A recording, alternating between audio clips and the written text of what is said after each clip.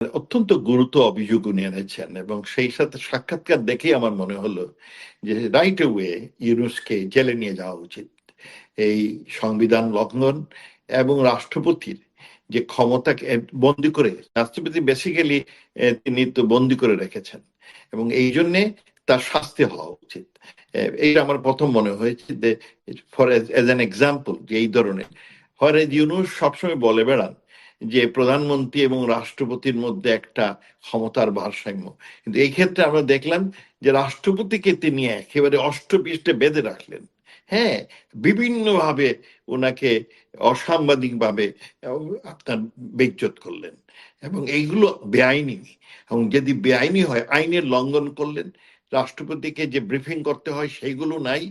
রাষ্ট্রপতিকে যে ধরনের আপনার এই যেমন এখন হয়তো আগামীতে বের হয়ে আসবে ইউনূসের অ্যাপয়েন্টমেন্টটাই হয়তো অসাংবাদিক তো বটেই, আপনার জুট চুরি করে হয়েছে। ওই যে জাজের সই নিয়ে আসছেন সেগুলো হয়তো আগামীতে জাজ সাহেবরা যদি বের হন তখন ওনারা সত্যি কথা বললে মানে এত ধরনের জুট চুরি একটা ভদ্রলোকের কাছ থেকে আমরা কোনোদিন আশা করিনি। সেই জন্যই ইউনূসের শাস্তি হওয়া উচিত এবং immediately he should be put into prison, জেলে নিয়ে যাওয়া উচিত। নিশ্চয়ই আপনি রাষ্ট্রপতি শাহাবুদ্দিনের অভিযোগগুলো আপনি দেখেছেন, শুনেছেন, কারণ আপনি প্রত্যেকক্ষণ খোঁজ খবর রাখেন। আর এই অভিযোগটি যারা আমরা গত 18 মাসে করেছি বা বিভিন্ন পর্যায়ে এমনকি দেশের বাইরের মানুষজন তারাও ডক্টর ইউনূসের এইসব কর্মকাণ্ডের অভিযোগ তুলেছিলেন, কিন্তু একজন বাংলাদেশের সিটিং রাষ্ট্রপতি তিনি যখন অভিযোগ করেন এবং সেই পরিষ্কার তিনি বলেছেন ডক্টর ইউনূস সংবিধান লঙ্ঘন করেছেন, সংবিধান মানেননি, অধ্যাদেশের নামে যা হয়েছে তার বেশিরভাগ অনিয়ম হয়েছে, আইন মেনে হয়নি, রাষ্ট্রপতিকে রীতিমতো একটা বন্দি দশায় রেখেছিলেন, তাকে কয়েক দফা উৎখাত করার জন্য ষড়যন্ত্র করেছেন, চেষ্টা করেছিলেন ইত্যাদি এই বিষয়গুলো। তো সাধারণ মানুষ হিসেবে এক ধরনের অভিযোগের বিষয়ে একটি বিষয় থাকে, কিন্তু একজন সিটিং রাষ্ট্রপতি যখন এই অভিযোগ তুললেন এর গুরুত্ব কি, এইটাই আপনার কাছ থেকে একটু শুনতে চাই এবং শোনাতে চাইবো। আপনি যদি প্রথমে একটু বলেন যে যখন আপনি এই সাক্ষাৎকারটি দেখলেন প্রথম কোন বিষয়টি আপনার মাথায় এসছে বা আপনার কাছে কেমন সাক্ষাৎকারটি কেমন মনে হলো? আপনার অত্যন্ত গুরুতর অভিযোগ উনি এনেছেন এবং সেই সাথে সাক্ষাৎকার দেখেই আমার মনে হলো যে রাইট ওয়ে ইউনূসকে জেলে নিয়ে যাওয়া উচিত। এই সংবিধান লঙ্ঘন এবং রাষ্ট্রপতির যে ক্ষমতাকে বন্দি করে, রাষ্ট্রপতি বেসিক্যালি তিনি তো বন্দি করে রেখেছেন এবং এই জন্যে তার শাস্তি হওয়া উচিত। এইটা আমার প্রথম মনে হয়েছে যে ফর এজ অ্যান এক্সাম্পল যে এই ধরনের ফরএজ ইউনূস সবসময় বলে বেড়ান যে প্রধানমন্ত্রী এবং রাষ্ট্রপতির মধ্যে একটা ক্ষমতার ভারসাম্য, কিন্তু এই ক্ষেত্রে আমরা দেখলাম যে রাষ্ট্রপতিকে তিনি একেবারে অষ্টপৃষ্ঠে বেঁধে রাখলেন। হ্যাঁ, বিভিন্নভাবে ওনাকে অসাংবাদিকভাবে আপনার বেইজ্জত করলেন এবং এইগুলো বেআইনি। এবং যদি বেআইনি হয় আইনের লঙ্ঘন করলেন। রাষ্ট্রপতিকে যে ব্রিফিং করতে হয় সেইগুলো নাই।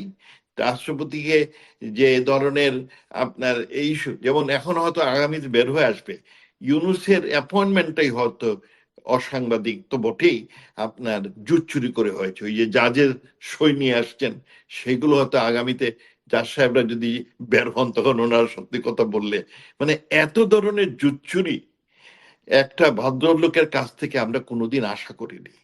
সেই জন্যই ইউনূসের শাস্তি হওয়া উচিত এবং immediately he should be put into prison, জেলে নিয়ে যাওয়া উচিত। জি, আপনার আপনি যেই শুরুতে যতটুকু আপনি বললেন স্বাভাবিকভাবেই আমরা সবাই সেই জিনিসটাই মনে করি, কিন্তু আর একটা জিনিস, একটি প্রশ্ন সামাজিক যোগাযোগ মাধ্যমে এসছে যে রাষ্ট্রপতি ডক্টর ইউনূস চলে যাওয়ার পরে এখন তিনি এই যে তার যে অভিযোগ তুললেন সেটি খুবই ভয়ঙ্কর সব অভিযোগ, রাষ্ট্রদ্রোহিতার অভিযোগ, তিনি কেন এখন মুখ খুললেন, এটা আপনার কোনো পর্যবেক্ষণ আছে কিনা?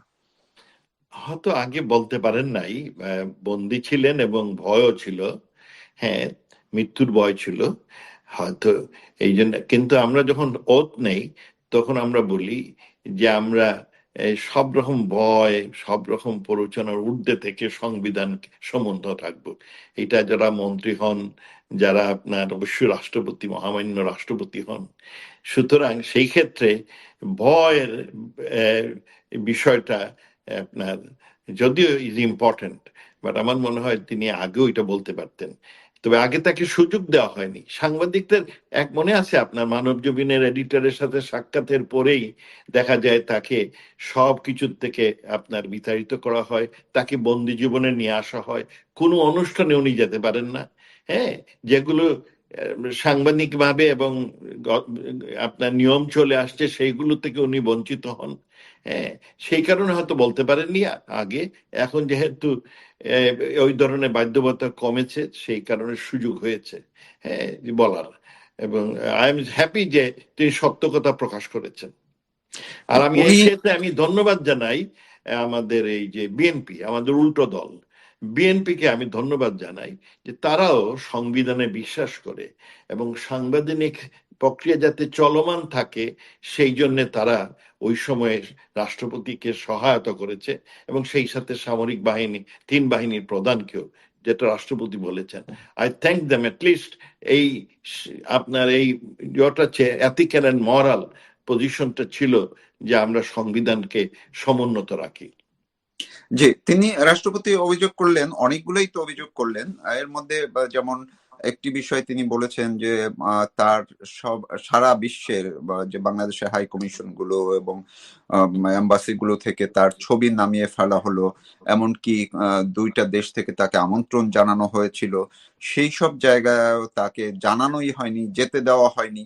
তাহলে এইটার কি আন্তর্জাতিক কোনো ইম্প্যাক্ট আছে কিনা, যে মানে তাকে যে আটকে রাখা হলো, বিদেশে যে যেতে দেওয়া হয়নি? পাশাপাশি একই সাথে সম্পূরকভাবে আপনি যদি একটু বলেন, এই যে এখন ডক্টর ইউনূসের বিরুদ্ধে যে অভিযোগগুলো রাষ্ট্রপতি স্বয়ং তুললেন, এটি আন্তর্জাতিক মিডিয়াতেও আসছে, বিভিন্ন মিডিয়াতে আসছে, এখনই বা ইন্টারন্যাশনাল ইম্প্যাক্টটা কি ওনাকে নিয়ে? দেশের একটা বড় বদনাম হলো। তবে রাষ্ট্রপতির ছবি কিংবা কার ছবি এগুলো সরকার নির্ধারণ করতে পারেন। আমি দেখেছি যেমন ভারতবর্ষের ছবি একজনেরই, শুধু মহাত্মা গান্ধীর। হ্যাঁ, তো সেই সূত্রে আমি মনে করি আমাদের দেশে শুধু বঙ্গবন্ধু থাকা, এটা আমার ব্যক্তিগত অভিমত যে থাকা উচিত। হ্যাঁ, সুতরাং এই ছবি টবি নিয়ে আমি খুব আই এম নট ভেরি কিন কি হলো না হলো। আর রাষ্ট্রপতির বিদেশ যাওয়াটা মিথ্যাচার না করে রাষ্ট্রপতিকে তারা বলতে পারতেন যে আপনার দাওয়াত এসেছে, আমরা মনে করি আপনি যাবেন না। কারণ রাষ্ট্রপতি সরকারের হুকুমের, সরকারের সুপারিশে কাজ করেন। সুতরাং ওনার ওখানে ব্যক্তিগত আপনার যেদিন তিনি রাষ্ট্রপতি হলেন তখন তিনি সরকার হয়ে গেলেন, সরকারের আপনার সুপারিশে কাজ করেন। বিদেশ যাওয়াটাও সরকার সুপারিশটা বলতে পারতো যে আমরা চাই না আপনি যান। এবং those could be is not অত সিরিয়াস অভিযোগ বলে আমি মনে করি না। তবে সবচেয়ে বড় অভিযোগটা হচ্ছে যে এই রাষ্ট্রপতিকে তারা বিভিন্ন রকম অপকর্মে যুক্ত করেছেন বাধ্য করে, সেইগুলো সবচেয়ে ভয়ানক বিষয়। এবং এটা আমাদের দেশের বদনাম সারা বিশ্বে নিয়ে আসবে, যে এমন একটা দেশ যেখানে এই ধরনের আপনার কাজ হয়। এগুলো কিন্তু আমাদের সম্মান, এমনি আমাদের ভাবমূর্তি অনেক দুর্বল, আর আমাদের ভাবমূর্তিটা আরো দুর্বল করে দেবে বলে আমার বিশ্বাস। যে তিনি বলেছেন তাকে কয়েকবার চক্রান্ত করে উৎখাত করার চেষ্টা করা হয়েছিল, এমনকি গণভবনের মতো তার বাসভবন অর্থাৎ বঙ্গভবনে লুটপাট করার জন্য চারপাশ দিয়ে লোকজন আসছিল, সেই জিনিসগুলো বলেছেন। তো এমনি সাধারণ মানুষ হিসেবে আমরা তো জানি যে যদি কোনো রাষ্ট্রপ্রধানকে উৎখাতের চক্রান্ত করা হয়, সেটা তো একটা ভয়ঙ্কর ব্যাপার। তো এইটা উনি তো সময় পেয়েছিলেন, আন্তর্জাতিক মহলকেও কি ওনার তাৎক্ষণিক অবহিত করার কোনো সুযোগ ছিল কিনা? আমরা বিশ্বের অনেক জায়গায় দেখেছি যে যদি দেশে কোনো রাষ্ট্রপ্রধান যদি কোনো সমস্যায় পড়েন বা এই ধরনের কোনো সিচুয়েশনে, তিনি তাৎক্ষণিক হয়তো বাইরেরও কোনো সহায়তা নিতে পারেন। আপনার কাছে মনে হয় যে সেই জায়গায় কোনো বাধা ছিল কিনা ওনার, আন্তর্জাতিক মহলের সাথে উনি কি? আমি ঠিক বলতে পারবো না, তবে মনে হয় বাধা ছিল, যার ফলে আর বোধহয় দেশের সম্মান নষ্ট হবে সেই জন্য হয়তো উনি সেই পথ যান নাই। কিন্তু হয়তো বাধা ছিল, বাধার ফলে উনি এই তত্ত্বগুলো ঠিক মতো পৌঁছাতে পারেননি। কিন্তু যদি তেমনটাই হয়ে থাকে, এখন উনি যে অভিযোগগুলো তোলেন, আপনিও যদি বলেছেন যে ডক্টর ইউনূসের বিরুদ্ধে ব্যবস্থা নেওয়া দরকার। এখন ডক্টর, যেমন যদি আমরা জানি কোনো সরকার প্রধান বা রাষ্ট্রপ্রধানের বিরুদ্ধে তাকে উৎখাতের যদি ষড়যন্ত্র করা হয় এবং সেটি যদি ব্যর্থ হয় বা সেটা রাষ্ট্রদ্রোহিতার শামিল, এটা এবং এটা রাষ্ট্রদ্রোহিতা। তো এই ক্ষেত্রে আপনার কি মনে হয় যে এই সরকার এখন যারা আছেন, যদিও মোহাম্মদ শাহাবুদ্দিন রাষ্ট্রপতি তিনিও ধন্যবাদ জানিয়েছেন তারেক রহমান সহ বিএনপি নেতৃত্বকে, কিন্তু ডক্টর মোহাম্মদ ইউনূস ক্ষমতা থেকে গেছেন 1 সপ্তাহের বেশি হয়ে গেছে। বিএনপির নেতৃবৃন্দ তো এই জিনিসগুলো জানতেন, তো তারা এতদিন কোনো মুখ খুলছেন না বা তারা কোনো কিছুই করলেন না। এখন তাদের করণীয় কি হতে পারে, কোনো ধারণা দিতে আমার পারেন? মনে হয় বিএনপি নতুন সরকার হয়েছে এবং যথেষ্ট কন্ট্রোভার্সিয়াল ইলেকশনের মধ্যে এসেছে, তারা একটু সময় নিচ্ছে। হ্যাঁ, যে কারণ স্থিতিশীলতা ইজ ইম্পর্টেন্ট, এই জন্য হয়তো। তবে আমার মনে হয় বিএনপি এই যে দাসদ্রোহিতার অপরাধে ইউনূসকে, যদিও সাজানো গোছানো আপনার ইউনূসের কারণেই ওনারা এসেছেন, তবু মনে হয় দেশের সাংবিধানিক আপনার কিসের জন্য সক্ষমতা রাখার জন্য তাদের ইউনূসের বিরুদ্ধে রাষ্ট্রদ্রোহিতার অভিযোগ আনা উচিত এই তারিক সরকারে। হয়তো তারা সময় নিচ্ছেন, কিন্তু আগামীতে হয়তো তারা এটা আনা উচিত এবং ইমিডিয়েটলি তাকে বাইরে যাতে না যায় তার ব্যবস্থা করা উচিত। জি, আর শেষ আরেকটা বিষয়, যে এই যে পররাষ্ট্র মন্ত্রী এখন যিনি খলিলুর রহমান, তিনিও তো এই সরকারের, ডক্টর ইউনূস সরকারের খুব প্রভাবশালী এবং আন্তর্জাতিকভাবে প্রভাবশালী একজন পররাষ্ট্রমন্ত্রী ছিলেন তৌহিদ হোসেন, কিন্তু উনি নিরাপত্তা উপদেষ্টা হিসেবে দেখা গেছে যে পররাষ্ট্র বিষয়ক সবকিছুতেই উনি ছিলেন। তো এই যে রাষ্ট্রপতি যে অভিযোগ করেছেন, তিনি কিন্তু শুধুই ডক্টর ইউনূসের বিরুদ্ধে করেননি, ইউনূসের বিরুদ্ধে করেছেন, উপদেষ্টাদের বিরুদ্ধেও কমপ্লেন করেছেন যে তারাও বিভিন্নভাবে চক্রান্ত অংশ নিয়েছিল। এখন খলিলুর রহমানই আবার পররাষ্ট্র মন্ত্রী হলেন এবং আন্তর্জাতিক বিভিন্ন জায়গায় তার স্বাভাবিকভাবে এই পদ অনুযায়ী তৎপরতা শুরু করেছেন। এই জিনিসটাকে কিভাবে দেখছেন এটা? আপনার বর্তমানে নতুন পররাষ্ট্রমন্ত্রী খলিলুর রহমান আমি চিনি অনেকদিন ধরে। উনি অত্যন্ত চালাক লোক, স্মার্ট লোক, যাকে স্মার্ট বলে বাংলাদেশে। হ্যাঁ, কিন্তু তারও কিন্তু অনেক সমস্যা হয়েছে এবং তিনি অ্যাক্টিভিস্ট। আপনার মনে আছে ওনার যখন মামা শ্বশুর আপনার প্রধান কি হলেন, চিফ অ্যাডভাইজার হলেন সেই জাস্টিস লতিফুর রহমান, তখন উনি উনাকে দিয়ে আপনার 13-14 জন সিনিয়র সচিবদের ওই ওথ টেকিং এর পরপরই আপনার বরখাস্ত করেন। এটার পিছনে উনি নাকি ছিলেন বলেই জানা যায়। হ্যাঁ, so he is an activist. আর উনি ফরেন মিনিস্ট্রিতে ছিলেন, আওয়ামী লীগ সরকার ওনাকে ডেপুটেশন এক্সটেনশন দিয়ে রেখেছে। তিনি সবার সাথে খুব ভালো আপনার ব্যবহার করতে পারেন, যার ফলে এটা সম্ভব হয়েছে। কিন্তু তিনিও খুব সমস্যা বিশ্বে, কিন্তু ওনার গ্রহণযোগ্যতা খুব বেশি এমন বলতে পারি না। কারণ ইউএনএ তে তিনি বহুদিন ওএসডি ছিলেন, কারণ ইউএন এর আইন ভঙ্গ করেছিলেন। ইউএন এর একজন এমপ্লয়ি, যেটা পত্রিকায় দেখেছি, একজন ইউএন এমপ্লয়ি দুটো চাকরি একসাথে করতে, ইউএন এর জব এবং অন্য সরকারের জব করতে পারে না। তিনি সেই আইন ভঙ্গ করে লতিফুর রহমান সাহেবের একান্ত সচিব হন, আর একই সময় তিনি ডাব্লিউটিও চাকরি করছিলেন। সেই জন্য তাকে আর পরে ডাব্লিউতে আর নেয় নাই, তাকে ওএসডি করে রেখেছে। ওএসডি করে জেনেভাতেও রাখতে দেয় নাই, তাকে জেনেভা থেকে বের করে নিউ ইয়র্কে হেডকোয়ার্টার পাঠিয়ে দিয়েছে। বহু বছর তিনি ওএসডি, কোনো কাজ ছিল না, এমনি বেতন পেতেন, বাংলাদেশে যেটা ওএসডি হয়। তো ওখানেও ওনার যথেষ্ট আপনার ক্রেডিবিলিটির সমস্যা আছে। তারপরে ওনার আরো বিভিন্ন বিষয়ে credibility is a problem for him. হঠাৎ করে ইউনূস সাহেব তাকে, শুনেছি যেটা, এটাও পত্রিকা মারফতের এই সোশ্যাল মিডিয়াতে, যে পিনাকি ভট্টাচার্য সাথে ওনার ভালো সম্পর্ক, উনি তাকে হাই রিপ্রেজেন্টেটিভ ফর রোহিঙ্গা নিয়ে যান। হ্যাঁ, ওখানে যাওয়ার পরে পরবর্তীতে তিনি আপনার কি বলেন জাতীয় নিরাপত্তার উপদেষ্টা হলেন। আর সেইটা হওয়ার পরে হি ইজ অ্যান অ্যাক্টিভিস্ট, সুতরাং তিনি ওই আমেরিকানদের সাথে একটা সম্পর্ক করার চেষ্টা করলেন। কিন্তু আমেরিকানরা ওনার ক্রেডিবিলিটি দেখবে, সুতরাং যে উনি থাকলেই সব ভালো হবে এমন না। আমার মনে হয় যেটা, যে কারণে উনি উপদেষ্টা হয়েছেন, একটা বড় কারণ হলো তিনি অনেক বছর ধরে আপনার তারিক জিয়ার সাথে সম্পর্ক বজায় রেখেছেন। এবং ওই যে যখন তিনি ওএসডি ছিলেন এইখানে, রিটায়ার্ড করেছেন, তখন তারিক জিয়ার তিনি বিভিন্ন বিষয়ে তারেক জিয়া এবং পিনাকি বটের সাথে তিনি কন্টিনিউয়াসলি ওদের সহায়তা করেছেন। সেই কারণেই যখন তিনি জাতীয় নিরাপত্তা অ্যাডভাইজার হলেন, ইউনূসকে লন্ডন নিয়ে গেলেন তারেক জিয়ার সাথে সাক্ষাতের জন্য, ওইসব কারণে হয়তো উনি আপনার পররাষ্ট্র আপনার মন্ত্রী হয়েছেন টেকনোক্র্যাট হিসাবে। কিন্তু কতটুকু অর্জন করতে পারেন আমি জানি না। আর বিশেষ করে তিনি যে 3 দিন আগে যে আমাদের বাংলাদেশ সরকার, ইউনূস সরকার আমেরিকার কাছে সন্ধি বিভিন্ন চুক্তি করেছে, এইগুলো যদি তিনি ঠিকমতো বাস্তবায়ন না করেন তাহলে কিন্তু তারেক সরকারের সমস্যা আছে। আমার মনে হয় তারেক সরকার ওনাকে নিয়ে বেশ ঝামেলায় পড়বে, তাদের বোধহয় অসুবিধা হওয়ার সম্ভাবনা আছে। রাষ্ট্রপতি শাহাবুদ্দিন এই কথাটাও বলেছেন যে এই যে চুক্তিগুলো হয়েছে সেটি সংবিধান অনুযায়ী তাকে অবহিত করার কথা, জানানোর কথা, এমনকি মার্কিন যুক্তরাষ্ট্রের যে বিদায়ের 3 দিন আগে যেটি করেছেন সেটিও তাকে জানানো হয়নি।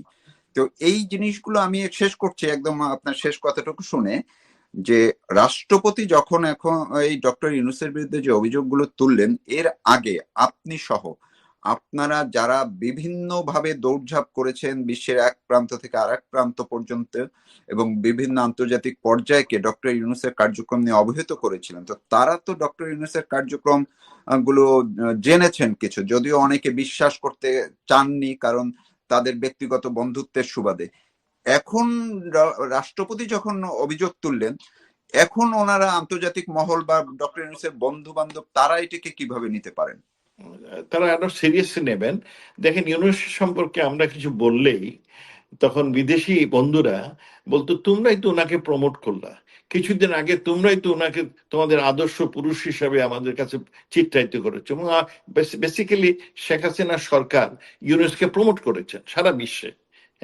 এই ইউএনওতে একটা ক্লাব, গ্রামীণ ক্লাব তৈরি করেছিল, 77 দেশের রাষ্ট্রদূতের সদস্য ছিল। তখন আমরা ইউনূসকে সারাক্ষণে প্রমোট করেছি।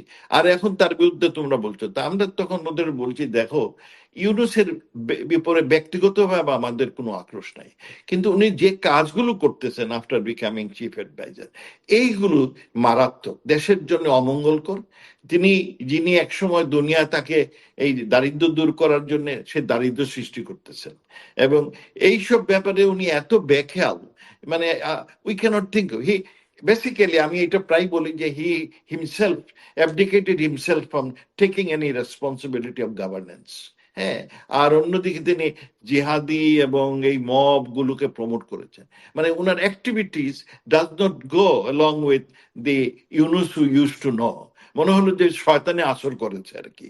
তো এইটা বিদেশিদের বোঝাতে সময় লেগেছে যে উনার অ্যাক্টিভিটি, তখন অনেকে বলেছে যে উনি হয়তো এই যে গুড ম্যান, যার ফলে তিনি কন্ট্রোল করতে পারতেছেন না। তোমার দেশের মানে বদনামটা বিভিন্ন দিকে এনেছে। তারপর যখন উনি বললেন যে বাঙালিরা জালিয়াতিতে 1 নম্বর, তখন কারু মানে এত অধঃপতনে আমাদের ভাবমূর্তি নামিয়ে দিলেন, এখন তো কেউ বিশ্বাস করবে না বাঙালিদের। মানে this gentleman has created so much harm to the Bangladesh nation, যদি আমরা তাকে অত সম্মানের আসনে রেখেছিলাম। আর এখন প্রেসিডেন্ট সাহেব বলেছেন একই আমরা যেগুলো তুলে ধরেছি, এখন প্রেসিডেন্টের বক্তৃত্ব ওগুলো আরো জোরালো হয়েছে। এবং আমার মনে হয় এই জন্য তারেক রহমান সরকার তাকে ইমিডিয়েটলি আপনার বন্দি করে তার শাস্তির ব্যবস্থা করা উচিত। জি, অনেক ধন্যবাদ আপনাকে, আপনি আমাকে সময় দিয়েছেন। আপনি ভালো থাকুন, সুস্থ থাকুন, নিরাপদে থাকুন। অন্য কোনো সময় আবারও আমি এখানে বলি, ইউনূস সাহেবের ব্যক্তিগত আমাদের কোনো আক্রোশ নাই, কিন্তু যে অপকর্ম করেছেন যাতে আগামী থেকে এই ধরনের অপকর্ম না করে, সেই জন্যই শাস্তি দরকার। জি, অনেক ধন্যবাদ আপনাকে।